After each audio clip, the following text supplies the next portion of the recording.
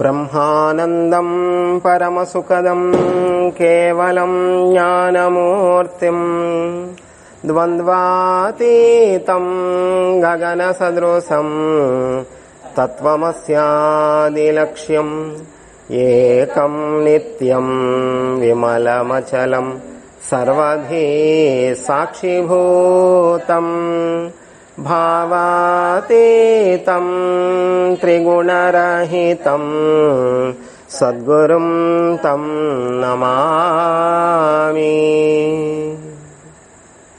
శివ విష్ణు సమారంభాం వ్యాస శంకర మధ్యమాం అస్మదాచార్య పర్యంతాం వందే గురు పరంపరాం. దత్తాత్రేయ సమారంభాం నృసింహయతివర మధ్యమాం అస్మదాచార్య పర్యంతాం వందే గురు పరంపరాం. సర్వత్రా అజ్ఞాననాశాయ జ్ఞానదీపాయ చాత్మనే సచ్చిదానందబోధాయ శ్రీదత్తాయ నమో నమః. శ్రీ గణేశాయ నమః. శ్రీ సరస్వత్యై నమః. శ్రీ గురుభ్యో నమః.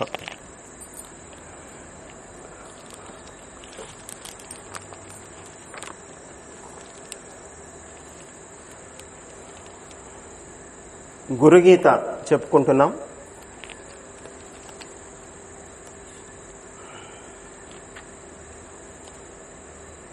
యస్య జ్ఞాతం మతం తస్య మతం యస్య న వేదసః అనన్యభావభావాయ తస్మై శ్రీ గురవే నమః.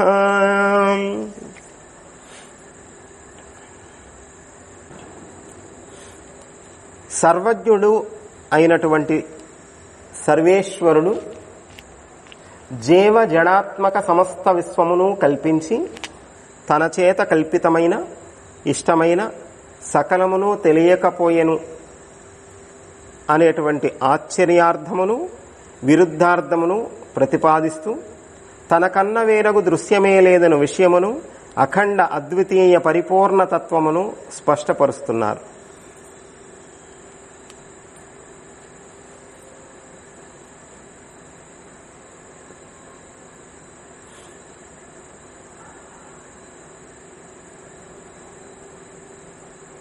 తనకన్న వేరగు దృశ్యమే లేదు అనే విషయమును అఖండ అద్వితీయ పరిపూర్ణతత్వమును స్పష్టపరుస్తున్నారు.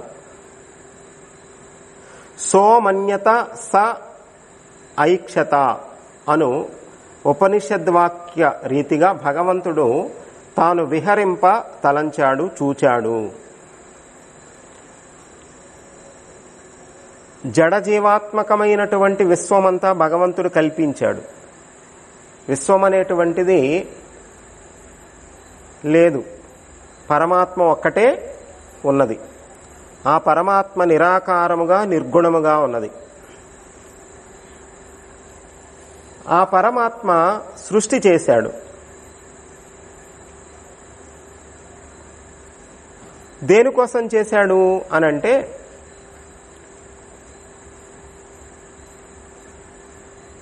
తాను విహరించాలి అని. సమస్తము కూడా తన రూపముగానే సంకల్పించాడు, అనేక విధములుగా చేశాడు. అందులోనే తానే విహరిస్తూ జీవజడాత్మక ప్రపంచమును తెలుసుకుంటూ ఉన్నాడు.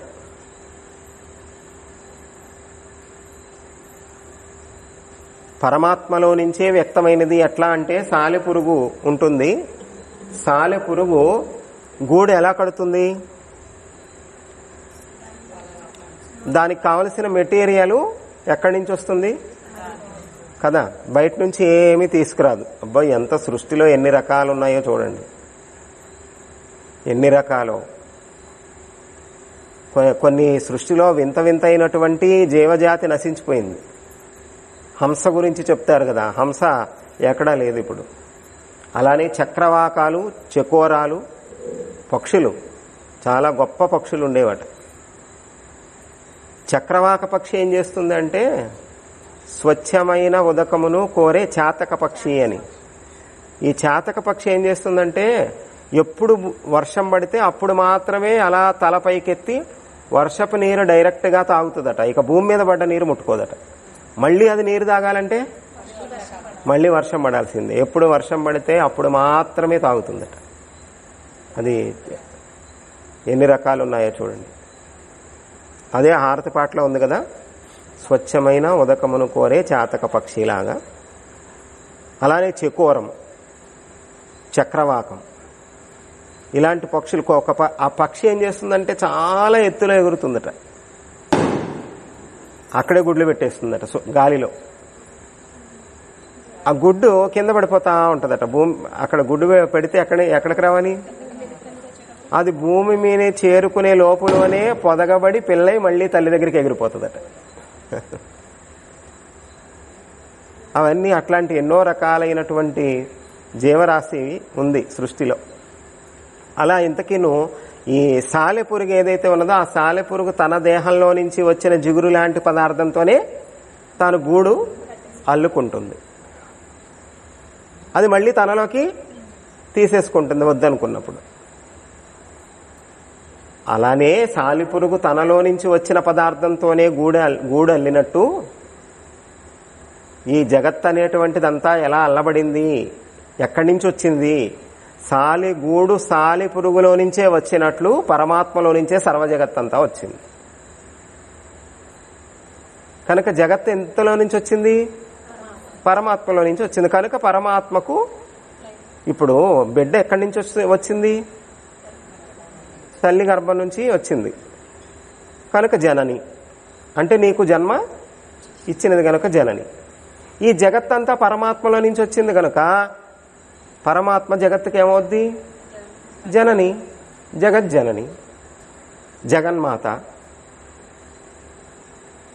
అందుకని ఏ విధంగా ఏ పేరుతో పిలిచినా అదే పరమాత్మ దానినే సూచిస్తుంది. ఏ నామం, భగవన్నామం ఏదైనా కూడా.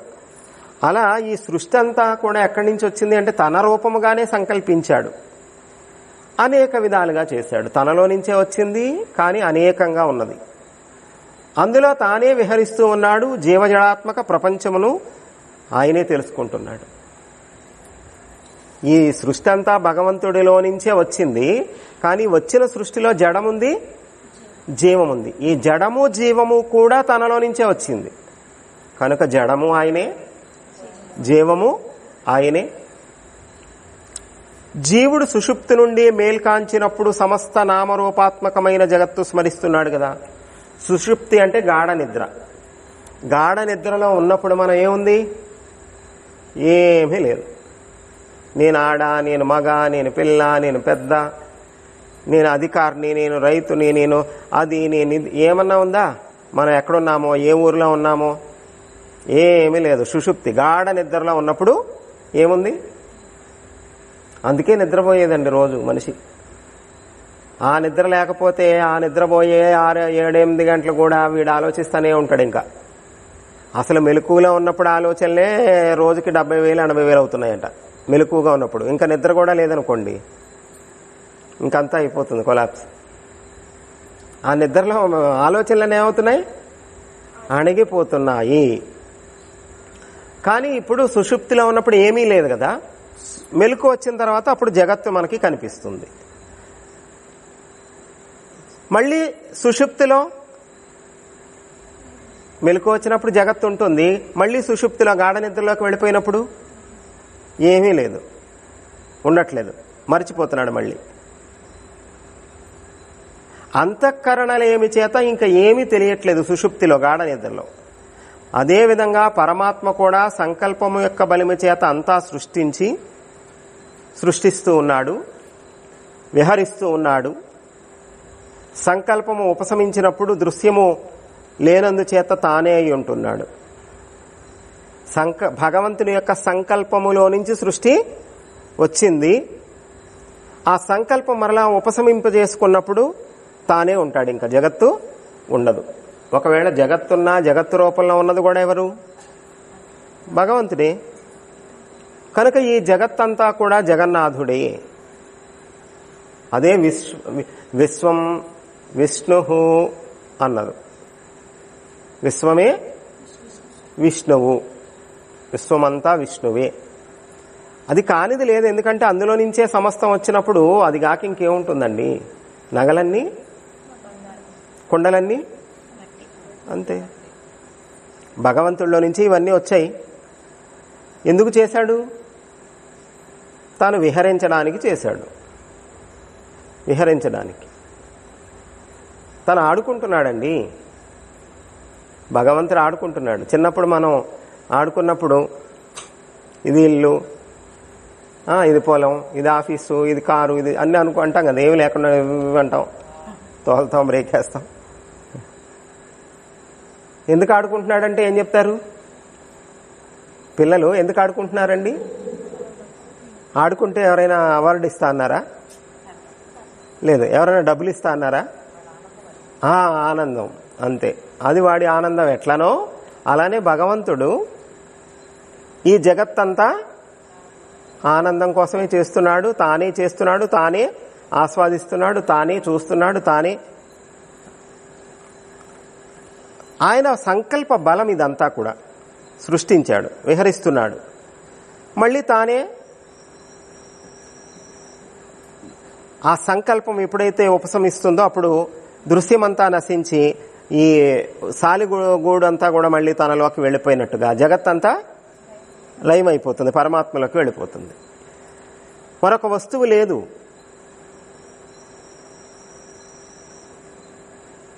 తెలియట్లేదంతే. ఇలా సృష్టి స్థితి లయములు పరమాత్మ చేత కలుగుచున్నవి. సృష్టి అంటే అది ఏర్పడింది, ఆయనలో నుంచి సృష్టి ఏర్పడింది. ఏర్పడిన తర్వాత మళ్ళా దాన్ని పోషించేది కూడా ఆయనే, ఉంచేది. స్థితి అంటే ఉండడం, సృష్టి అంటే క్రియేట్ చేయడం, స్థితి అంటే అది ఉండడం, లయం అంటే లీనం కావడం. మళ్ళా ఎందులో నుంచి వచ్చిందో అందులో కలిసిపోవడం లయం. సృష్టి, స్థితి, లయం. అందుకని దానిని శబ్దం రూపంలో చెప్పినప్పుడు ఈ సృష్టి స్థితి లయములను సృష్టి చేసినప్పుడు బ్రహ్మ, పోషించినప్పుడు స్థితికారుడు విష్ణువుగా, లయకారుడు శివుడుగా చెప్తారు. అదే శబ్ద రూపంలో చెప్పినప్పుడు ఈ త్రిమూర్త్యాత్మకమైనటువంటి పరబ్రహ్మ, పరమాత్మ అనేది ఏదైతే ఉన్నదో దానిని శబ్ద రూపంలో చెప్పినప్పుడు ఓం, ప్రణవము, ఆది ప్రణవనాదం అంటారు. ఓం అంటే ఆ ఓంకారంలో ఆ, ఉ, మూడు ఉన్నాయి. అలా మనం ఓంకారం చెప్పినప్పుడు ఏమవుతుంది? ఆ, ఓ, ఆ ప్లస్ ఊ ప్లస్ కలిపితే ఓం. ఆ అన్నప్పుడు నోరేమైంది? ఆ. నోరు మూసుకొని ఆ అనండి చూద్దాం. కుదరదు కదా. ఆ. ఊ అన్నప్పుడు ఏమవుతుందో చూడండి. ఊ అన్నప్పుడు ఏమవుతుంది? ఊ.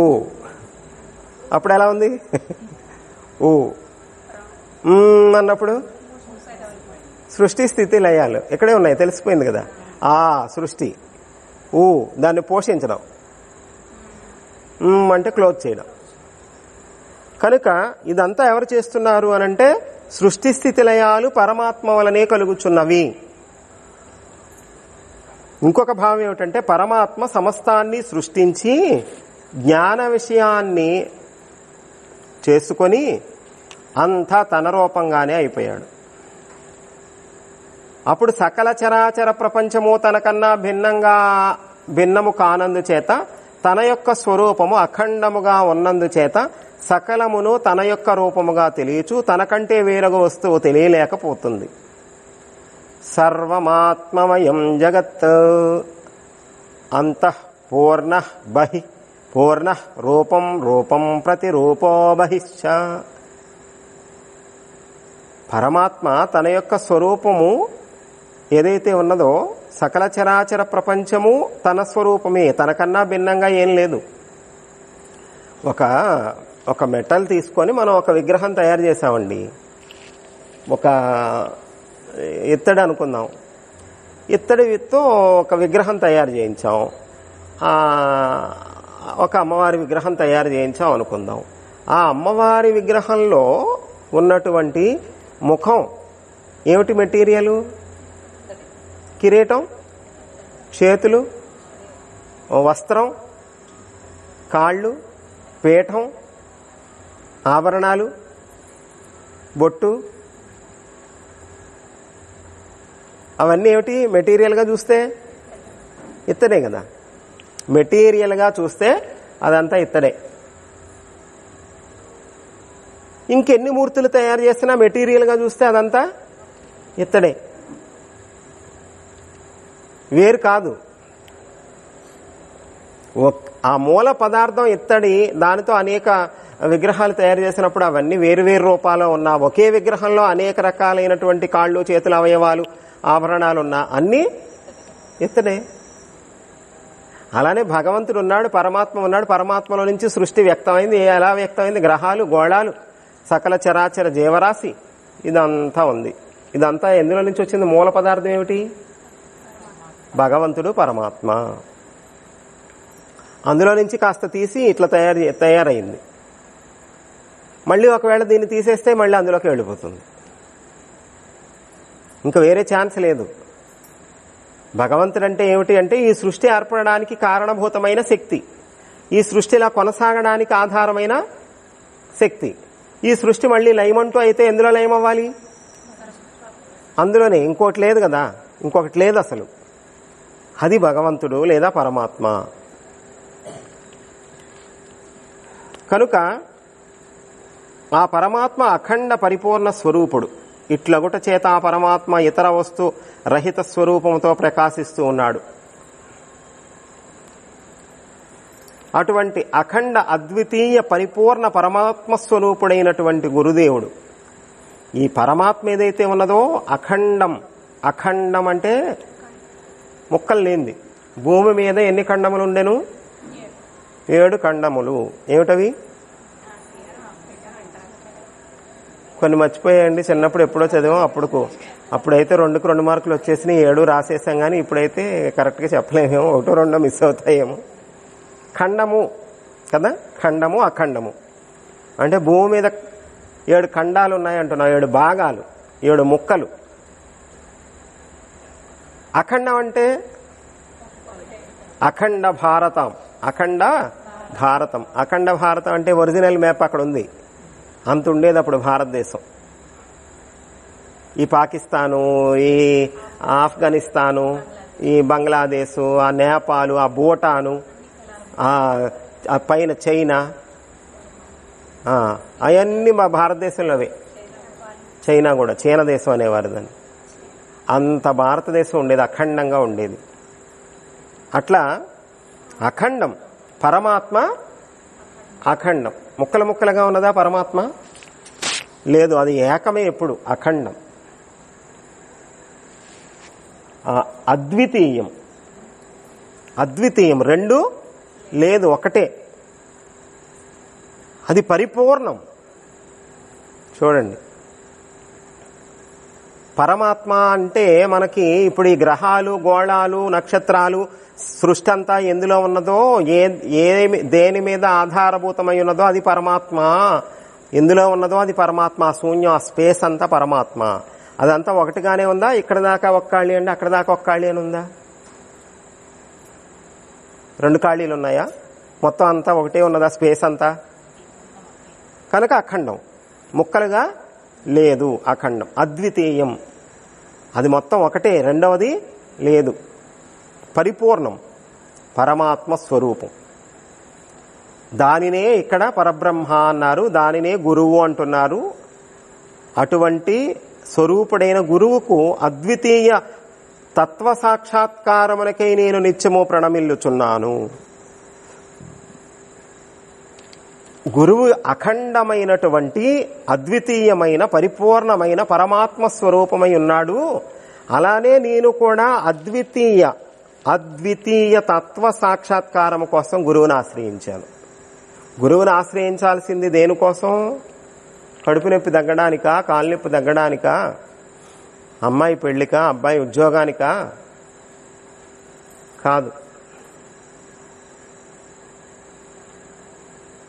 అసలు ఇదంతా పరమాత్మలో నుంచే వచ్చింది గనక నేను కూడా ఎందులో నుంచి వచ్చాను? పరమాత్మలో నుంచే వచ్చి దేనికోసం? కడుపు నొప్పి తగ్గడానికా, కాలు నొప్పి తగ్గడానికా, అమ్మాయి పెళ్లికా, అబ్బాయి ఉద్యోగానికా?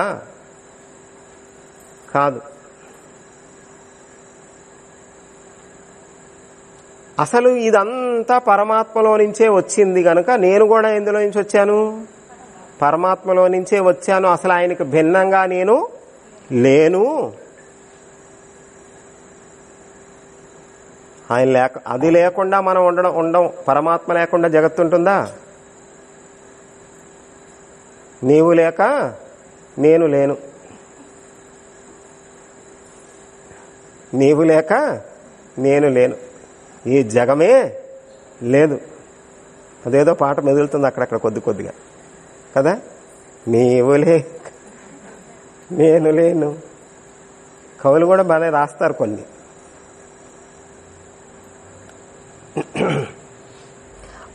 అంటే ఆ స్థితికి మనం ఎదగడం కోసం గురువుని ఆశ్రయించామంట.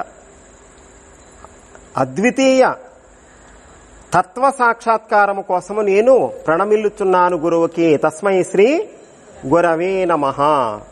గురువును అటువంటి అద్వితీయమైన అఖండమైనటువంటి ఆత్మస్వరూపమే నేను అన్నటువంటి తత్వాన్ని తెలుసుకోవడానికి నేను గురువుని ఆశ్రయించాను.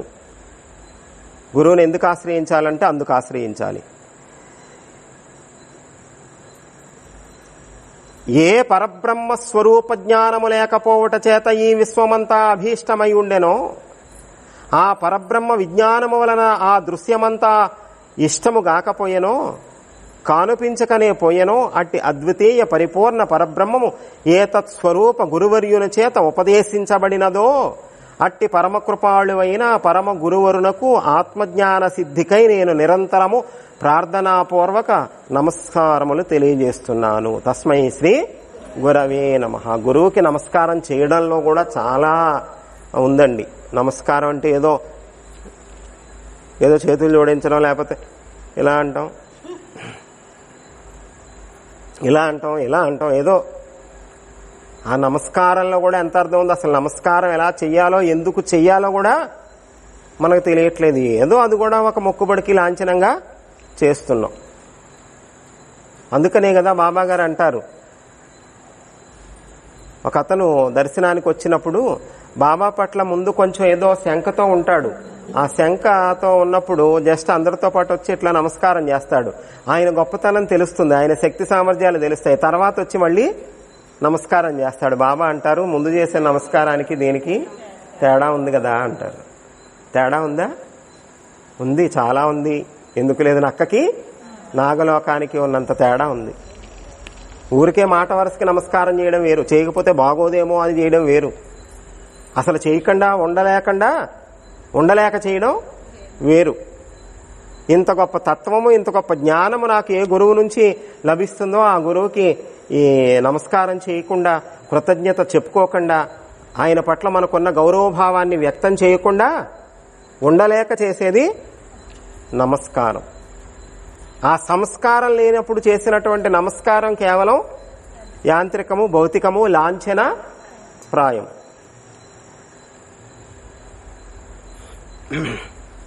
కోర్టుకి వెళ్ళారు ఎప్పుడైనా? మీరు వెళ్ళారా? లాయర్లు నమస్కారాలు చేస్తుంటారు జడ్జి గారికి. అదిగో అది తెలుసు, చూపించండి ఒకసారి మళ్ళీ. లాయర్లు లోనకు వచ్చినప్పుడల్లా నమస్కారం చేస్తారు, బయటకు వెళ్ళినప్పుడల్లా నమస్కారం చేస్తారు. ఎవరికి? జడ్జికి. ఇటు చేయరు ఎప్పుడు కూడా. ఇలానే వస్తారు, లోనకు వచ్చేటప్పుడు ఇలానే వెళ్తారు, బయటకు వెళ్ళేటప్పుడు. మీకు అదృష్టం లేదు కోర్టులోకి వెళ్ళటానికి, లాయర్ గారిని చూడటానికి. అలాగే వెళ్తారు, అలాగే వస్తారు, వచ్చేటప్పుడు వెళ్ళేటప్పుడు కూడా. ఆ నమస్కారం ఎందుకు నమస్కారం? నిజంగా వారి పట్ల గౌరవం, వినయమా, విధేయత అంటే లాంఛనం అన్నమాట. పాపం ఒకరిని చూసి జూనియర్ లాయర్ కూడా అట్టగే పెట్టాలనుకోండి, వీడు అలాగే ఇలా పెట్టకూడదు కావాలి జడ్జి గారు కదా వంకరగా.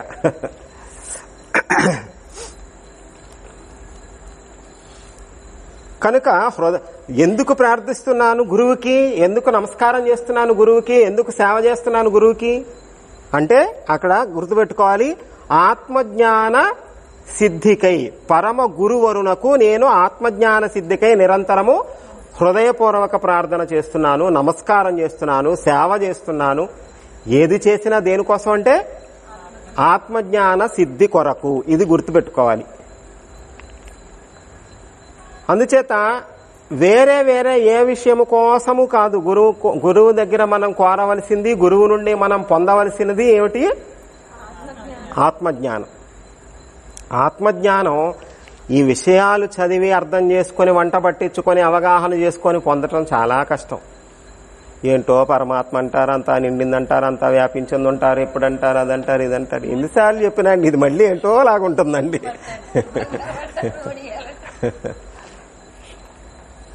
ఇంత కష్టంగా ఉంటుంది కదా పరమాత్మ తత్వం అంటే, ఆత్మజ్ఞానం అంటే. ఇదే ఆత్మజ్ఞానం మనకి అర్థం కాకపోయినా కూడా గురువు ఒక్కసారి అట్లా టచ్ చేస్తే అయిపోద్దండి. అట్లా టచ్ చేస్తే అర్థమైపోద్ది. ఆ గురువు మనల్ని టచ్ చేయాలి, లేదా గురువు కృపా దృష్టి మన మీద ప్రసరింప చేయాలి. లేదా ఏదన్నా ఒక మాట చెప్తాడు, ఇప్పుడు అర్థమైంది చూడు అన్నాడు అనుకోండి, అర్థమైపోద్ది. అది చూపు ద్వారా కావచ్చు, స్పర్శ ద్వారా కావచ్చు, ఒక మాట ద్వారా కావచ్చు. ఆయన ప్రసాదించదలిస్తే, ఆయన దృష్టిలో మనం ఉంటే, మనకేదో చెయ్యాలన్న తపన ఆయనకుంటే, మనకేదో ఇవ్వాలి అంటే ఇప్పుడు ఎవరికి ఉండాలి తపన? ఆయనకుంటే, ఆయనకు అనిపిస్తే అప్పుడు మనకు వస్తుంది. అందుకని ఇప్పుడు మన ప్రయత్నం అంతా ఏమిటి? ఆయన దృష్టిలో పడాలి, ఆయన చేత నావాడు అనిపించుకోవాలి. జస్ట్ అట్లా చూస్తే చాలు, ఒక చూపు, ఒకే చూపు అంతే, ఒకే స్పర్శ, ఒకే మాట, అంతా అయిపోతుంది. మూర్ఖుడు కూడా బ్రహ్మజ్ఞాని అయిపోయాడు. గురు చరిత్రలో మనం చూస్తున్నాం, మూర్ఖుడు కూడా బ్రహ్మజ్ఞాని అయిపోయాడు. అంటే అంత దానిని ఏమంటే అంత స్థితి అది గురువు అంటే. ఇక్కడ భౌతికంగా కనిపించే దేహం కాదు ఇంతకేనది గురువు అంటే. ఆ స్థితిలో ఉన్నవాడు గురువు అంటే. అదే గురువు అంటే, ఈ దేహం కూడా కాదు. అటువంటి అద్వితీయమైన తత్వ సాక్షాత్కారం కోసం మనం ప్రార్థించాలి గురువుని. గురువుకి ఏం చేసినా దేనికోసం అంటే పేరు కోసమో, ఫ్లెక్సీ మీద ఫోటో వేస్తారా అనో, మెచ్చుకుంటారా అనో, సన్మానం చేస్తారా అనో కాదు. మనం ఎప్పుడూ ఆధ్యాత్మికంగా ఎదగాలి. అందుకోసమే మనం ఏది చేసినా దానికోసమే, ఆయన మెప్పు పొందటం కోసమే. అరే నేను ఇంత చేశాను కదా, నాకు గుర్తింపు లేదు, నన్ను మెచ్చుకోలేదు, నా పేరు చెప్పలేదు అనుకున్నామంటే అప్పుడు మనం దేనికోసం వచ్చినట్టు? గురుకృప కోసం కాదు కదా. పేరు కోసమో గొప్ప కోసమో చేసేది కాదు గురు సేవ. అందుకని వీల్నామా రాశాడు బూటి వీల్నామా. ఏం రాశాడండి? ఎవరైనా సరే, బూటి అంటే షిరిడీలో బాబా మందిరం కట్టింది బూటి. నాగపూర్లో ఉండేవాళ్ళు, ఆ రోజుల్లోనే కోటీశ్వర్లు వాళ్ళు, ఆ రోజుల్లోనే కోటీశ్వర్లు. బూటి లాంటి వాళ్ళు మనకు కూడా ఒకళ్ళు తగిలితే అప్పుడు కడదాం. ఇదంతా మా వల్ల కాదు, అప్పుడు దాకా వదిలేసాం, మేము స్కిప్ చేసాం, అందుకే ప్రతిష్ఠ చేసేస్తున్నాం. బూటి కోటీశ్వరుడు, బాబా మందిరం కట్టించాడు షిరిడీలో. ఆయన వీల్నామా రాశాట. అంటే సాధారణంగా ఎట్లా ఉంటుంది? సాధారణంగా ఎక్కడైనా వ్యవహారం ఎలా ఉంటుందంటే, ఏదో స్థలం ఇచ్చిన వాళ్ళు వచ్చారు అని రండి వాళ్ళకి మర్యాద ఇవ్వడం, లేకపోతే విగ్రహం ఇచ్చిన వాళ్ళు వచ్చారని వాళ్ళకి శాలువా కప్పడం, లేకపోతే ఎక్కువ డబ్బులు. మన దగ్గర అట్లాంటి ఏం కుదరవు. మనం మొదటి నుంచే సబ్జెక్ట్లోకి వెళ్ళిపోయాం గనక నువ్వు ఇచ్చినా ఇవ్వకపోయినా అంతే. అసలు ఇచ్చే దానికోసం ఎదురు చూసే పని లేదు గనక అది కూడా చాలా మంది గమనించారు. మీరు అట్లా ఎందుకు ఉండగలుగుతున్నారంటే మీరు ఆశించట్లేదు కాబట్టి ఉండగలుగుతున్నారు. ఆశించేవాడైతే అట్లా ఉండలేడు. నీకు అనుగ్రహం కావాలంటే రా, నీకు కృప కావాలంటే చెయ్యి, లేకపోతే లేదు. అంతే తప్ప మెచ్చుకోవాలనో ఫోటోల్లో ఉండాలనో అది అయితే కాదు. ఫస్ట్ నుంచి కూడా అట్లానే మనం చేస్తూ వచ్చాం. అలా అంత ఆధ్యాత్మిక శక్తి ఊరికే వచ్చేదండి. ఒక క్షేత్రం అవ్వాలి అంటే, ఒక క్షేత్రం రావాలి అంటే డబ్బులతో వచ్చే క్షేత్రాలు, గుళ్ళో గోపురాలు వేరు. దాని తాలూకు ప్రభావం మీకు కనపడతానే ఉంటుంది. చూడండి, ఓన్లీ మెటీరియల్ కనిపిస్తుంది అక్కడ. మెటీరియల్ ఉపయోగించారు, డబ్బు ఉపయోగించారు, ఖర్చు పెట్టారు గనక అక్కడ కన్స్ట్రక్షన్ అందంగా ఉండొచ్చేమో కానీ దాన్ని చూసినప్పుడు ఒక మానసికమైనటువంటి ఒక ఆధ్యాత్మిక ఫీల్ అనేది రాదు, అనుభూతి రాదు. కానీ ఎక్కడైతే ఆధ్యాత్మిక శక్తి ఉంటుందో అక్కడ కంటికి కనపడటానికి ఏమీ ఉండకపోవచ్చు, మెటీరియల్గా చూడటానికి భౌతికంగా నేత్రాలకి అంతేం ఉండకపోవచ్చు. కానీ దానిలో ఉండే ఆ శక్తి, ఆ ఆధ్యాత్మిక శక్తి, ఇందాక వాళ్ళు అంటున్నారు ఆ రోడ్లు, అందులోనూ రూట్ మ్యాప్ పెట్టుకొని వచ్చారనుకోండి జంగారెడ్డిగూడెం నుంచి, అది జీలిమేలు చూపించదు. కామైపాలెం అని కొడితే చల్లవారిగూడెం చూపిస్తుంది, చల్లవారిగూడెం మీదుగా. దానికి అది దగ్గర దారి కనపడుతుంది, పైనుంచి చూస్తుందిగా శాటిలైటు. దానికి ఒకటి గాలిలో నుంచి చూసేదానికి ఇటు వెళ్ళంటది, కారు వెళ్ళొద్దు. పాపం భయం వేస్తుంది, అమ్మో అందుకే ఎవరు రావట్లేదు అనుకుంటా ఆశ్రమానికి. కామైపాలెం ఇంత లోపలికుందా. ఆ రోడ్లు చూసి, ఆ ప్రయాణం చూసి భయపడిపోయిన తర్వాత ఆశ్రమం గేటు దాటి లోపలికి వచ్చేటప్పటికే ఏదో తెలియని ఒక మంచి ఫీల్ వచ్చిందండి. ఆ జర్నీలో పడ్డదంతా కూడా మర్చిపోయాము. అది తెలుస్తుంది అనమాట.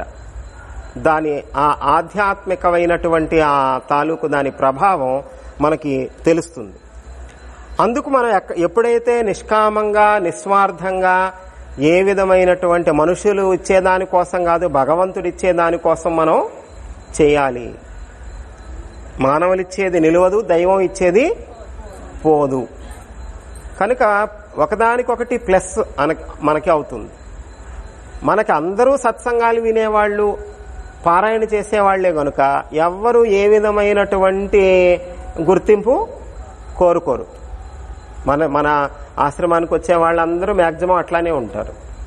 ఇక ఒకళ్ళిద్దరు ఎవరైనా ఏదైనా అనుకున్నా, వీళ్ళందరూ అనుకున్నప్పుడు మనం అనుకుంటే బాగుంది సావదుగానే వాళ్ళు ఊరుకోవాల్సిందే. ఇంకా రాదు. అందరూ అలా ఉన్నప్పుడు ఇంకేమంటారు? కనుక గురువుని ఆశ్రయించాల్సింది దేనికోసం అంటే ఆత్మజ్ఞాన సిద్ధి. ఆత్మజ్ఞాన సిద్ధి కోసమే నేను నిరంతరము ప్రార్థనాపూర్వకముగా నమస్కరిస్తున్నాను. మనం నమస్కారం చేసేటప్పుడు కూడా గురువుని ప్రార్థనాపూర్వక నమస్కారం, ఊరికే ఇట్లా అంటాం కాదు. ఫీల్ అవుతున్నామా లేదా? మనం ఫీల్ అవ్వాలి, అనుభూతి చెందాలి. ప్రార్థనాపూర్వకముగా నమస్కారం చేయాలి. ఊరికే చేతులు జోడిస్తే నమస్కారం కాదు. భావన ఉన్నదా లేదా? భావన. మనం ఫీల్ అవుతున్నామా? ప్రార్థన చేస్తున్నామా? ప్రార్థన మహాశక్తివంతమైనది. ప్రార్థన అంటే దానికి ఒక భాష, లేకపోతే దానికి ఒక కొన్ని మంత్రాలు, లేకపోతే ఏమన్నా ఉంటాయా అండి? ప్రార్థన అంటే అట్లా ఏం కాదు. మనము మన ఇష్టదైవంతోనో గురువుతోనో మన మనోభావాన్ని చెప్పుకోవడం, వ్యక్తపరచడం. మనకి ఎట్లా చేతనైతే అట్లనే, దానికి బట్టి కొట్టి అక్కర్లేదు. ప్రార్థన అంటే అది. అలా ప్రార్థన చేయటం నేర్చుకోవాలి. ఏది కావాలనుకుంటున్నాం మనం? నిజంగా ఏది కావాలనుకుంటున్నామో దానికోసం నాకు సద్బుద్ధిని ప్రసాదించండి స్వామి, నాకు సన్మార్గంలో నడిపించండి, నా జీవితం సార్థకమయ్యేలాగా నన్ను ఆశీర్వదించండి, నా జీవితం నాకు నా సాటి వారికి కూడా శ్రేయోదాయకంగా ఉండాలి. అట్లా మనకి ఏది కావాలో అది ప్రార్థన చేసి చూడండి. అట్లా ప్రార్థన చేయటం చేతనైతే అద్భుతాలు జరుగుతాయి. జరుగుతున్నాయి.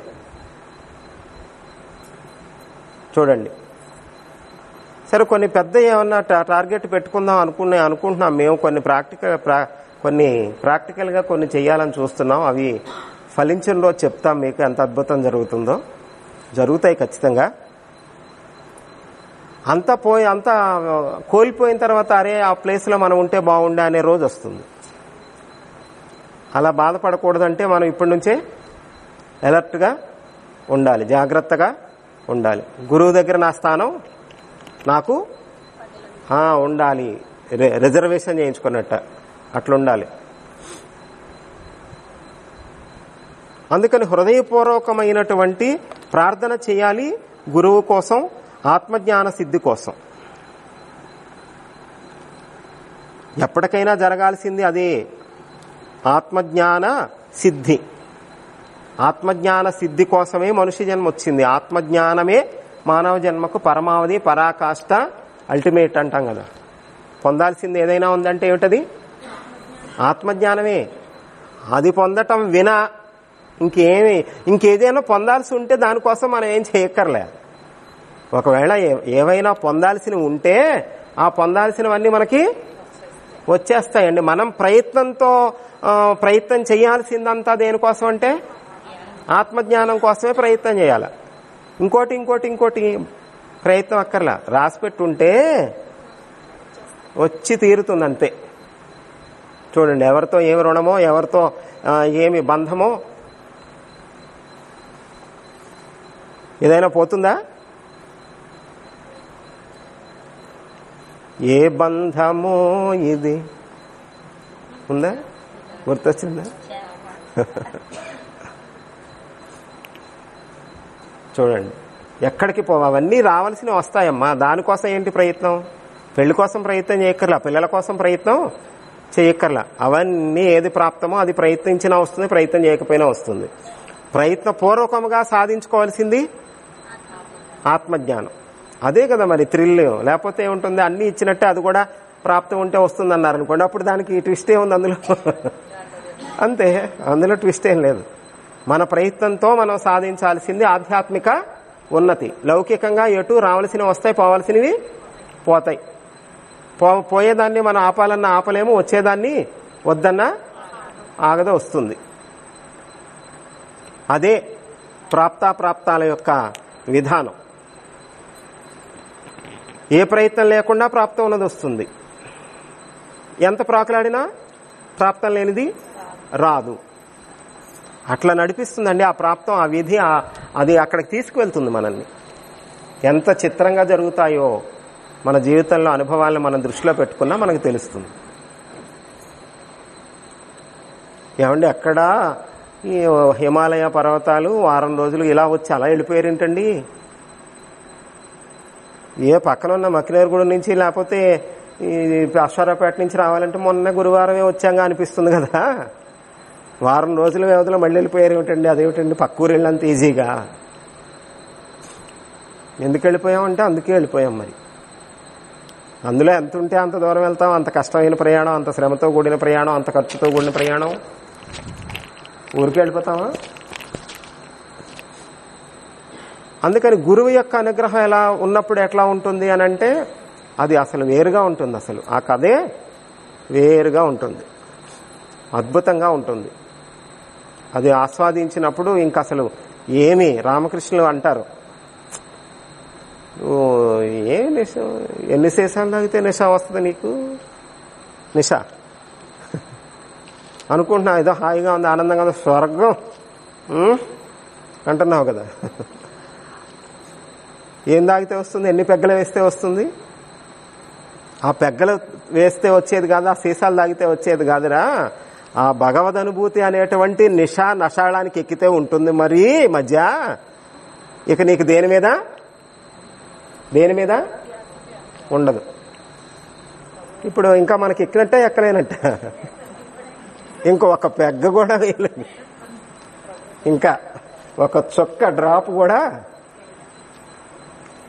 పచ్చిగడ్డికి అలవాటు పడింది. ఒక రోజు పచ్చిగడ్డి లేదని ఎండుగడ్డి వేస్తే ఏం చేస్తుందండి పశువు?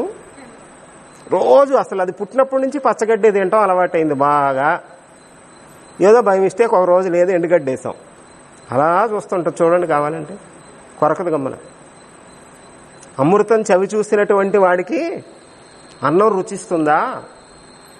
అందుకని ఆ పరమాత్మ, ఆ పరబ్రహ్మ, గురు పరమాత్మ, గురు పరబ్రహ్మ నుంచి గనక మనం ఒక్కసారి ఆ జ్ఞాన గుళిక ఎంత అక్కర్లేదు, కొద్దిగా చాలట. గంగా జలక లవణాపీత, గంగాజలం ఒక చుక్క తాగినా చాలంటారు శంకర్లు. గంగాజలం అంటే గంగా చుక్కే ఉందని ఎంతైనా తాగొచ్చు. కాశీలో ఉన్నవాడికి ఫోన్ చేస్తే ఎవరైనా పంపంటే పంపిస్తారు కదా ఒక టిన్ను. అమృత గంగ కూడా మేము తేకుండా వచ్చాం మొన్న రాత్రి అంతా అయ్యో ఇంత కార్యక్రమం చేస్తున్నాం అమృతగంగ లేకుండా అని రాత్రి 1 గంట దాకా మెలకుగా ఉండి అప్లికేషన్ పెట్టాం. ఏమైందో రమ్మగారికి చూపించాను. మరి రాత్రి 1 గంట దాకా కష్టపడ్డాక ప్రార్థన చేశాక తెల్లారేసరికి వచ్చిందా లేదా అడగండి. అమృతగంగ దాకా వెళ్ళి అన్ని తెచ్చి అందులో పోద్దాం అనుకుంటుంటే మళ్ళీ ఎప్పుడు వెళ్తామో వెళ్ళమో తెలియని హిమాలయాలలో అనసూయాశ్రమంలో అత్రి ఆశ్రమంలో అమృతగంగ లేకుండా వచ్చాము. ఆ రోజు బాటిల్ కడిగి పెట్టుకొని తీసుకెళ్ళడం మర్చిపోయాను. ఇంకా అక్కడ పోనీ ఏ పాత తాగి పాడేసిన బాటిల్ దొరికినా తెద్దామన్నా అక్కడ ఏం దొరకలేదు. అమృతగంగ తేలేదు.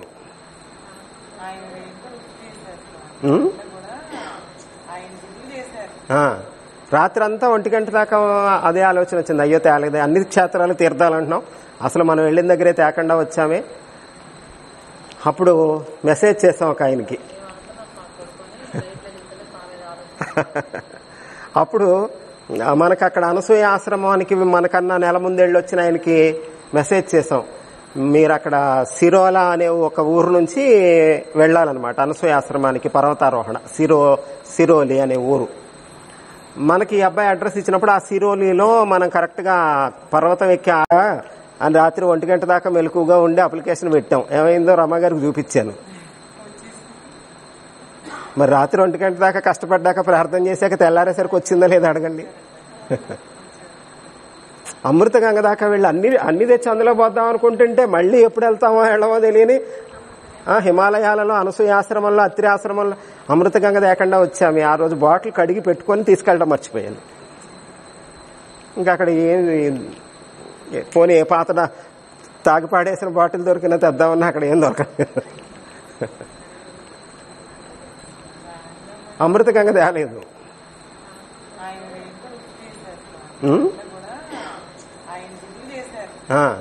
రాత్రి అంతా 1 గంట దాకా అదే ఆలోచన వచ్చింది. అయ్యో తేలేదు, అన్ని క్షేత్రాలు తీర్థాలంటున్నాం, అసలు మనం వెళ్ళిన దగ్గరే తేకుండా వచ్చామే. అప్పుడు మెసేజ్ చేసాం ఒక ఆయనకి. అప్పుడు మనకు అక్కడ అనసూయ ఆశ్రమానికి మనకన్నా నెల ముందెళ్ళి వచ్చిన ఆయనకి మెసేజ్ చేసాం. మీరు అక్కడ సిరోలా అనే ఒక ఊరు నుంచి వెళ్ళాలన్నమాట అనసూయ ఆశ్రమానికి పర్వతారోహణ. సిరోలి అనే ఊరు. మనకి ఈ అబ్బాయి అడ్రస్ ఇచ్చినప్పుడు ఆ సిరోలిలో మనం కరెక్ట్ గా పర్వతం ఎక్కి ఆర్చి పక్కనే ఒక షాప్ ఉందండి, ఆ షాప్ అతను ఏదైనా హెల్ప్ తీసుకోండి అవసరం అయితే, నాకు మనిషిని గైడ్ని కూడా తనే ఏర్పాటు చేశాడు అని చెప్పడం గుర్తుంది కాబట్టి అమృతగంగా వాడు కొండెక్కకపోయినా కొండ నుంచి ఈ సిరోలి గ్రామం దాకా వస్తుంది. పోనీ ఆ పైనుంచి కాకపోయినా ఎక్కడైనా ఒక బాటిల్ గంగ పట్టి కొరియర్ చేస్తాడేమో అడగండి, డబ్బులు ఏమైనా అవసరం అయితే ఏర్పాటు చేద్దామని మెసేజ్ పెట్టాం. ఇంకప్పుడు ఆయన రిప్లై ఇచ్చారు.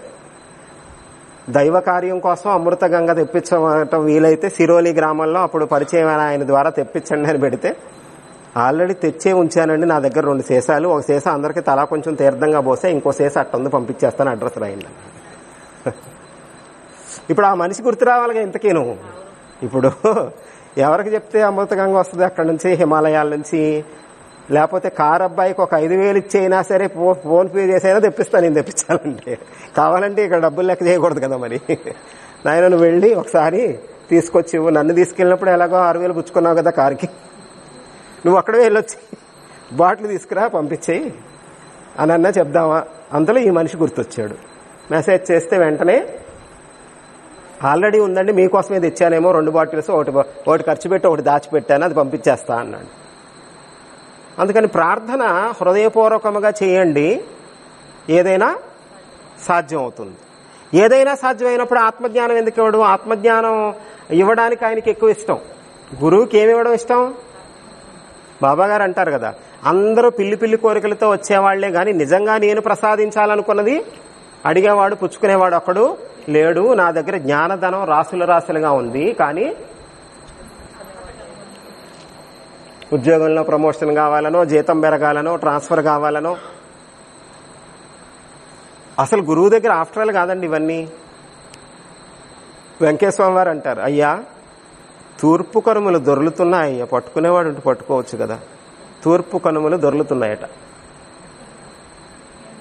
7 కొండలు వేలానికి వచ్చాయ్యా, పాడుకుంటారయ్యా.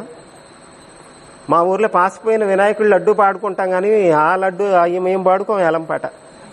నాకు మిస్ అయిపోయామండి. ఆ కారు ఇచ్చేసాక గుర్తొచ్చింది ఏలంపాట ఎట్టాల్సింది. లడ్డు కొనేస్తున్నారు అన్ని లక్షలు పెట్టి, అన్ని అవధూతల దగ్గరికి వెళ్ళొచ్చాం సగ్బరంగా. డబ్బులు ఉన్న వాళ్ళకి పెద్ద కష్టమేం కాదు. కొని ఊరికి అద్దాల్లో పెట్టుకోండి స్వామివారి కారు సత్సంగ రథం అని పెట్టుకుందరేమో. తీరా అది ఎవరో సాయిబులకి వెళ్ళిపోయింది ఆఖరికి. చూడండి, వాళ్ళు ఎవరో కూడా మనకు తెలియదు కదా, ముస్లిమ్స్ అని తెలిసింది. పోన్లే, ఆయన కాలేజీలో యూనివర్సిటీ ప్రొఫెసర్ గనక ఇప్పుడు ఆయన సత్సంగ అక్కడ యూనివర్సిటీలో క్లాస్ పెట్టించాలని అంటున్నాడు గనక, ఆయన ముస్లిం అయినా కూడా బాగా స్పందించాడు గనక అక్కడ క్లాసు పెట్టిస్తే కారు వెళ్ళిపోయినా పర్లా, 4 లక్షలు ఇచ్చినా పర్లా. అక్కడ అంతమంది పిల్లలకి ఆ కారు వంకన ఆయన రావటం, ఖచ్చితంగా స్లాట్ బుక్ చేస్తాను స్వామి అక్టోబర్లో మీ కార్యక్రమాలు అయ్యాక వద్దురుగానే అని అన్నాడు కదా, అదే లాభం అనుకుంటాం అంతే. అందుకని లౌకికమైనటువంటి వాటి గురించి మనం ఏమీ భయపడక్కర్లేదు, బాధపడక్కర్లేదు. ఏదైనా శాశ్వతమే కదా, శాశ్వతమైంది ఏదీ లేదు. అందుకని నేను ఇవ్వాలనుకున్నది అడిగేవాళ్ళు లేడు అని అంటున్నారు అని బాధపడుతున్నారు గురువు అని అంటే ఆయనకు ఆత్మజ్ఞానం ప్రసాదించడం అనేది ఎంత ఇష్టమో మనం ఆలోచించాలి. ఏదోలే ఫీల్ అయిపోతున్నారుగా, ఫోన్లే ఎవరు అడగట్లేదు అంటున్నారుగా, నాకు ఏదో పడేయండి, అదేదో ఏమిటది ఆత్మజ్ఞానం. అట్లా అడగడమా? ఫోన్లు ఎవరు పుచ్చుకోవట్లేదు అంటున్నారుగా, ఫోన్లు నాకు పడేయండి అమ్మా. అలా వచ్చేదా? అలా అడిగేది కాదు, అలా వచ్చేది దాని పట్ల నీకు అనురక్తి ఉండాలి, ఆసక్తి ఉండాలి. ఏదైనా ఒక డౌట్ వచ్చింది అని అంటే, మీకు ఇదివరకు కూడా చెప్పాను, ఒకవేళ ఇప్పుడు దానికి సమాధానం కావాలని ఫేస్బుక్ ఓపెన్ చేసినా కూడా అదే వస్తుంది నాకు. ఏదైనా వాట్సాప్ గ్రూప్ ఓపెన్ చేసినా దానికి సమాధానం వస్తుంది, యూట్యూబ్ ఓపెన్ చేసినా అదే వస్తుంది. ఆ రోజు ఏమనుకుంటామో అదే వచ్చింది అనుకోండి, ఏమండి మీరు ఆ ముక్క పెడతారు కదా అంటుంటారు మీరు అప్పుడప్పుడు. చిన్నది పెడతాను, చిన్న ముక్క స్క్రీన్ రికార్డ్ చేసి మళ్ళీ దాన్ని పెడతాను, మళ్ళీ అందరికీ ఉపయోగపడుతుంది కదా అని. ఎక్కడి నుంచైనా గురు బోధ మనకు వస్తుంది, గురువు యొక్క సహాయము అట్లా ఉంటుంది, అంత అద్భుతంగా ఉంటుంది. చూద్దురుగాని ఇంకా అద్భుతాలు ఏం జరుగుతాయో చూద్దురుగాని. అందుకని మనకు మంచి కార్యక్రమం దగ్గరికి రాబోతుంది, ఒక అద్భుతమైన అపురూపమైనటువంటి కార్యక్రమం. ఎవరు వస్తారో ఎవరో ఏమిటో పాంప్లెట్లు వేయడం, ప్రచారం అదంతా వద్దు. ఎంత తక్కువ మంది వస్తే అంత మంచిది అనుకుంటున్నాం మేమైతే. ఎక్కువ మంది రావక్కర్లేదు, ప్రశాంతంగా జరగాలి, హాయిగా జరగాలి, ఆనందంగా జరగాలి. అందుకని ఎలాగో ఇప్పటి నుంచి పోస్టులు పెడతాం మానేస్తే గుర్తుపెట్టుకున్న వాళ్ళు అవుతారేమో అనిపిస్తుంది నాకైతే. 3 రోజుల కార్యక్రమం అమ్మ, అవకాశం ఉన్నవాళ్ళ 3 రోజులు మరి ప్లాన్ చేసుకోండి. 3 రోజులు అంటే ఈ ఆల్రెడీ సెప్టెంబరు ఈ రోజు అప్పుడే 4వ తారీఖు, 22 నుంచి నవరాత్రులు ప్రారంభం అయిపోతున్నాయి. నవరాత్రులు 22 నుంచి. 2వ తేదీ అక్టోబర్ 2 గురువారం విజయదశమి. సెప్టెంబర్ 30, అక్టోబర్ 1, అక్టోబర్ 2, 3 రోజులు కార్యక్రమాలు. 3 రోజులు కార్యక్రమాలు. అవకాశం ఉన్నవాళ్ళు ఆ 3 రోజులు ఉండడానికి, అవకాశం ఉన్నవాళ్ళు వారం రోజులు ఉండడానికి, 9 రోజులు ఉండడానికి కూడా ప్రయత్నం చేయండి. ఇప్పటి నుంచి ఎవరైనా ఒకళ్ళు ఉంటే ఇంకా బాగుంటుంది. అంటే తేపకొకళ్ళు కొత్త వాళ్ళు వచ్చారనుకోండి, ఏం తెలియట్లేదు కదా. కొంచెం ఎక్కువ రోజులు ఒకళ్ళే ఉంటే ఈ లోపల అన్ని ఒక్కొక్కటి వాళ్ళకి అన్ని అప్పచెప్పేస్తే ఇంకా బాగుంటుంది అనిపిస్తుంది.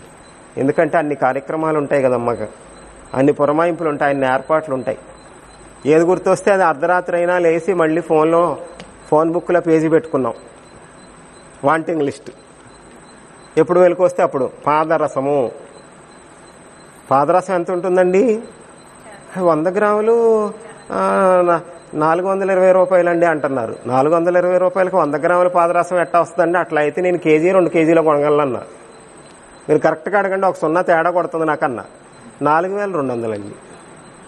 తర్వాత 4200. ఆ పాదరసం ఎక్కడ దొరుకుతుంది? ఒరిజినల్ ఉంటుందా, డూప్లికేట్ ఉంటుందా, అది ఎవరి ద్వారా తెప్పించాలి, ఎక్కడంటే అక్కడ దొరకదు. మళ్ళీ పాదరసం మర్చిపోతామేమో, మళ్ళీ పాదరసం వాంటింగ్ లిస్ట్లో పాదరసం నోట్ చేసుకోవాలి. అట్లా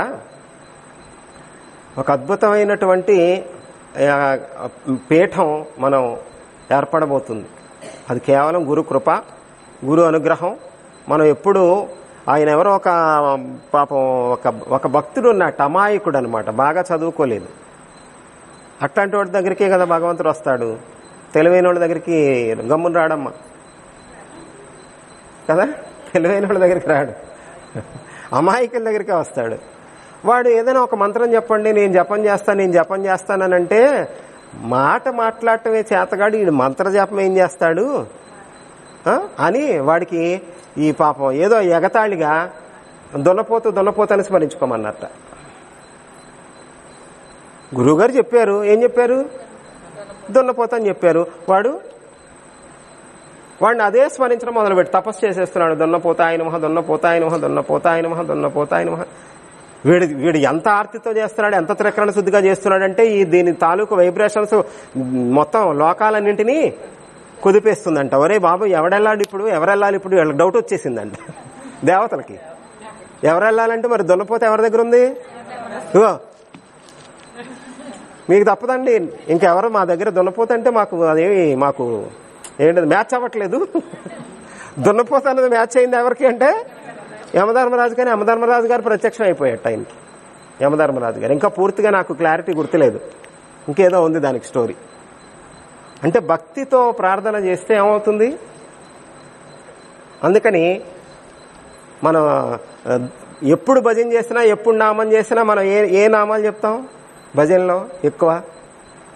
దత్తాత్రేయుడు, అత్రిపుత్రుడు, అనసూయానందనుడు, శ్రీపాదవల్లభుడు, నరసింహ సరస్వతి, మాణిక్య ప్రభు, అకలకోట స్వామి, బాబా గారు ఎక్కువ స్మరించేది అవే కదా. ఇప్పుడు అవన్నీ ఏమవుతున్నాయి? మూర్తుల రూపంలో వచ్చేసినాయా లేదా? అందుకని వాడు దున్నపోతాయ నమః అంటే యమధర్మరాజు ప్రత్యక్షం అయిపోయాడు. అమాయకంగా ఉంటే అట్లా ప్రత్యక్షం అవుతారు. మీరు కూడా అమాయకంగా ఉండండి, మరి అది తెలివితే అట్లెందుకు? నెల క్రితం కూడా ప్లాన్ లేదు, పీఠం లేదు, ఏమీ లేదు. అప్పటికప్పుడు అనుకున్నాం, వెళ్ళిపోయాం, విగ్రహాలు ఆర్డర్ ఇచ్చేసాం. ఆర్డర్ ఇచ్చేస్తే వాడు ఏకంగా ముందు సగం కొట్టేయమంటున్నాడు. ఏమిటి సగం? 5-6 లక్షలు అడ్వాన్స్. 5-6 హిమాలయ శక్తి అంతా కూడా దాని తాలూకు ఆ ప్రార్థన కూడా మేము అక్కడ 11 రోజులు గుప్త నవరాత్రులు వచ్చాయి ఖచ్చితంగా. అనసూయ ఆశ్రమం నుంచి మేము మళ్ళీ ఎప్పుడు మొదట ఉండే ఆశ్రమానికి వచ్చాం. రాగానే గుప్త నవరాత్రులు వచ్చాయి. ఆ 9 రోజులు కూడా ఇప్పుడు ఏమొచ్చింది అందులో? ప్రార్థన. ఏం ప్రార్థన? హృదయపూర్వక ప్రార్థన. నీకు ఆత్మజ్ఞానం కోసమనే కాదు, ఏది నువ్వు హృదయపూర్వకంగా ప్రార్థిస్తే అదే వస్తుంది. ఆ గుప్త నవరాత్రుల్లో ప్రార్థన చేసాం. మేము 3 పూటలా ప్రార్థన చేసాం. మీరు అక్కడ శ్రీకామ్యపురంలో హిమాలయాలలో గుప్తంగా ఉన్న మహనీయుల యొక్క శక్తి అంతా ఈ పాదుకుల్లో గుప్తంగా ఉండాలి అని, హిమాలయాలలో గుప్తంగా ఉన్న మహనీయుల శక్తి అంతా ఈ పాదుకులలో గుప్తంగా ఉండి అందరినీ అనుగ్రహించాలి అని ప్రార్థన హృదయపూర్వకంగా చేస్తే వచ్చే వాళ్ళందరూ వచ్చేస్తారండి. గుప్తంగానే కాదు, కంటికి కూడా కనపడతారు. ఇంక ముందు మహాత్ములందరూ కూడా కంటికి కనపడే రూపంలో కూడా వస్తారు. అందుకని ప్రార్థన అంత గొప్పది, ప్రార్థన అంత గొప్పది. ఇప్పుడు ఇవన్నీ ఎట్లా జరిగాయి అంటే ప్రార్థనతోనే జరిగాయి. హృదయపూర్వకమైన ప్రార్థనతోనే ఇవన్నీ సాధ్యమయ్యాయి. అంటే మనకు ఏ చిన్న అవసరం దగ్గర నుంచి ఆత్మజ్ఞానం వరకు కూడా సాధ్యం అవుతుంది. దేంతో? ప్రార్థన. అదేంటో అంటున్నారయ్యా, నాకు తెలియదయ్యా, అదేంటో నాకు స్ఫురింపజేయి, అదేంటో నాకు అర్థమయ్యేలాగా చెయ్యి, అదేమిటో నాకు తెలిసేలాగా చెయ్యి. ఎంత గొప్ప అనుకుంటున్నారు అసలు. నేను అనేది అదే, చాలా మిస్ అయిపోతారు. చాలా మిస్ అయిపోతానంటే మంద మనకు కూడా గుర్తుండదు. అది నోట్ చేయకపోతే, రాయకపోతే మనకు కూడా గుర్తుండదు. అలా ఎన్నో మిస్ అయిపోయి బోల్డ్ ఉంటున్నాయి. అంత అద్భుతంగా ఉంటుంది ప్రార్థన యొక్క ఫలితము. అన్ని మతాల్లో ప్రార్థనకు ప్రాధాన్యత ఉంది. వేరే మతం వాళ్ళంటే ఇంకా అసలు ఏమంటారు, మనం పూజ అంటాం, అభిషేకం అంటాం, నోవం అంటాం, వ్రతం అంటారు. వేరే వాళ్ళైతే ప్రార్థనే అంటారు. కాదు, దొంగ ప్రార్థన చేస్తారు, ఎదవేడుపు పెడతారు, దొంగ ఏడుపు పెడతారు. అది కాదు, ఒకసారి ఏడ్చామంటే మళ్ళీ తప్పు చేయకూడదు. అది ప్రార్థన అంటే. పశ్చాత్తాపం కలిగి నిజంగా నా జీవితాన్ని ఎంతో కొంత సార్థకత చేసుకోవాలి అని హృదయపూర్వకంగా ప్రార్థన చేస్తే మరి ఖచ్చితంగా దాని యొక్క ఫలితం ఉంటుంది. ఏం ప్రార్థన చేస్తాం? నా దృష్టి నీ మీద ఉండట్లేదయ్యా, అటు ఇటు పోతుంది, అప్పుడు అది కూడా ప్రార్థనే. మళ్ళీ మనం ఏం చేయలేకపోతున్నామో, మన బలహీనతలేంటో, మన లోపాలేమిటో, ఏం చేయాలనుకుంటున్నామో, ఏం చేయలేకపోతున్నామో అన్ని ప్రార్థనలు పెట్టడమే. ఇది చేయాలనుకుంటున్నాను, ఇది చేయలేకపోతున్నాను, అక్కర్లేంది చేస్తున్నాను, పనికిరాంది చేస్తున్నాను, పనికొచ్చేది చేయట్లేదు. ఏదైనా సరే మనం ప్రార్థనలో పెట్టేయడమే. దానికి శ్లోకాలు మంత్రాలు ఏమి ఉండవండి. ప్రార్థనకి శ్లోకాలు మంత్రాల రూపంలో ఉంటే మనం కంఠస్థం చేసి అప్పచెప్తాం తప్ప అది ప్రార్థన కాదు. మనలో నుంచి రావాలి ప్రార్థన. ఒక నిజంగా జీవితంలో ఒక తట్టుకోలేనంత కష్టం ఉందనుకోండి, ఒక ఆత్మీయులు చూసినప్పుడు ఎట్లా అనిపిస్తుంది కదా. ఎప్పుడైనా ఏదైనా పరిస్థితి, అనారోగ్యంతో హాస్పిటల్లో ఉన్నాం అనుకోండి, హాస్పిటల్లో ఉన్నప్పుడు ఎవరన్నా బాగా మనకి ఇష్టమైన వాళ్ళు వస్తే బాగుండు, మాట్లాడితే బాగుండు అనిపిస్తుందా? చూసారు ఎప్పుడైనా? ఎక్స్పీరియన్స్ వచ్చిందా అట్లాంటిది? అలాంటి వాళ్ళు వచ్చినప్పుడు ఇక మనదంతా వ్యక్తం చేసేస్తాం. అలాంటి ఒక అటాచ్మెంట్ ఎవరితో ఉండాలి? గురువుతో, భగవంతుడితో ఉండాలి. ఇంకా ఆయనకి చెప్పకుండా ఏమి ఉండకూడదనమాట. ఆయనకి చెప్పకుండా ఏమి చేయకూడదనమాట. మంచైనా చెడ్డైనా ఆయనకి చెప్పే చేయాలి అని ఒక నియమం పెట్టేసుకుంటే, మరి ఈరోజు నేను సిట్టింగ్కి వెళ్దాం అనుకుంటున్నానని కూడా చెప్పాలి. నేనేం చెప్పకుండా చేయనని ఒక్కసారి మనం ఫిక్స్ అయ్యాం కదా. ఇప్పుడు గురువు గారి దగ్గరికి వెళ్ళి నేను ఈరోజు సిట్టింగ్ వెళ్దాం, ఆ మాట ఆయనకి ఏం చెప్తాం? చెప్పకుండా ఏమి చేయకూడదని ఫిక్స్ అయిపోయాం కనుక చెప్పాలంటే చెప్పలేకపోతున్నాం. హే ఎందుకు వచ్చిందిలే, ఏమైంది ఇప్పుడు? మానేశాడు, సిట్టింగ్ అయిపోయింది. చూడండి, అది గురువుకి చెప్పడం వల్ల ప్రతిదీ ఏమవుతుంది? ఎవరికి మేలు? మనకే మేలు. గురువుకి ఏం చేసినా తిరిగి లాభం పొందేది మనం. ఎందుకంటే ఆయనకి ఏం అవసరం లేదు. ఇంత సకల చరాచర సృష్టి తనలో నుంచి వ్యక్తం చేసి పోషించి లయం చేస్తున్న ఆయనకి భౌతికంగా మనం ఏదైనా సమర్పించి ఏదైనా ఇచ్చి మనం ఏమేమి మెప్పు పొందలేము. ఆయనకి ఏం లేదని గనక, ఆయనకి ఏం కొరతను గనక, ఆయన ఏం వెళుతు గనక ఆయనకి. అందుచేత మనం చక్కగా గురు మార్గంలోకి వచ్చాము. జన్మ పరంపర ఇక ఎంతో లేదు అనుకున్నప్పుడే దత్త సంప్రదాయంలోకి వస్తాము అని అంటున్నారు. అలాంటి దత్త సంప్రదాయంలోకి రావటం కాదు, అటువంటి దత్త క్షేత్రమే మన దగ్గర ఆవిర్భవిస్తుంది. ఇంకేం చేయాలండి? దత్త అంటే చాలు. ఎవరో అమెరికాలో మొన్న ఫోన్ చేశారు. అక్కడ సీతాదేవి గారని మన గ్రూపులో ఉన్న ఒక ఆవిడ ఉన్నారు. ఆ సీతాదేవి గారు అమెరికాలో ఉన్నట్ట. అయ్యా దత్త మందిరం ఇట్లా ప్రతిష్ఠ చేస్తున్నారట అని చెప్పిందంట ఒక ఆయనతో. ఆయన ఎవరో మనకు తెలియదు. 10,000 వేసి అప్పుడు మెసేజ్ పెట్టాడు, సీతాదేవి గారు అండి ఇక్కడే ఉన్నారు, మేము అమెరికాలో ఉన్నాం, ఆవిడ మాకు దగ్గరలో ఉన్నారు, అందుకని 10,000 వేసాం విరాళంగా, ఉపయోగించండి ఆ కార్యక్రమానికి. అంటే మేమెవరో మీకు తెలియదు కదా, మీరు ఎట్లా వేశారు అన్నాను. దత్త అన్నారు కదండి, వేసేసాం మనవాళ్లే అనుకొని. గ్రూపులో చేరారు, సత్సంగం రోజు వింటున్నారు, నామజపం మొదలెట్టారు. ఓం ద్రామ్ దత్తాత్రేయ నమః, మేము కూడా చేస్తాం, పేరు రాసుకోండి అని. అందుకని ఆ అదృష్టం ఉన్నవాడు అమెరికాలో ఉన్నా మళ్ళీ ఎక్కడో ఉంటాడండి. అది భౌతికంగా దూరమే కావచ్చు కదా, భౌతికంగా దూరంగా ఉన్నారు, అమెరికాలో ఉన్నారు, కానీ వాళ్ళు మానసికంగా దగ్గరగా ఉన్నారు. ఈ దగ్గర తాత్వికంగా దగ్గరగా ఉండడం. ఎక్కడెక్కడ వాళ్ళు, బెంగళూరు వాళ్ళంట ఎవరో, నేను జపం చేస్తున్నాను, రోజు సంఖ్య పెడుతున్నాడు, మా ఆవిడ ఇంత చేసింది, నేను ఎంత చేశాను, మా పిల్లలు ఎంత చేశారని. చూడండి, జపం చేస్తున్నారు ఎవరో ఎక్కడో. అందుకని మనం దగ్గర ఉండి ఇంకా ఎంతో ఎక్కువ ఉపయోగించుకోవాలి కదా. మరి ఎంతో దూరం వాళ్లే ఉపయోగించుకుంటున్నప్పుడు దగ్గర వాళ్ళు ఇంకా ఉపయోగించుకోవాలి. కనుక చెప్పబడే పని లేదు. ఈ 20 రోజులు ఏదో ఒక పని ఉండనే ఉంటుంది. అసలు ఈ వారం పారాయణ చేసేవాళ్ళు ఎవరు లేరు. ఎందుకైనా చెప్పండి, ఎవరు చేస్తారు? కుదురుతుందా ఈ వారం? రేపు మొదలు పెట్టచ్చు పారాయణ గురుచరిత్ర.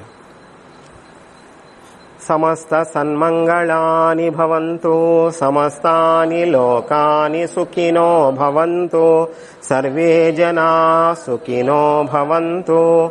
ఓం శాంతి శాంతి శాంతి.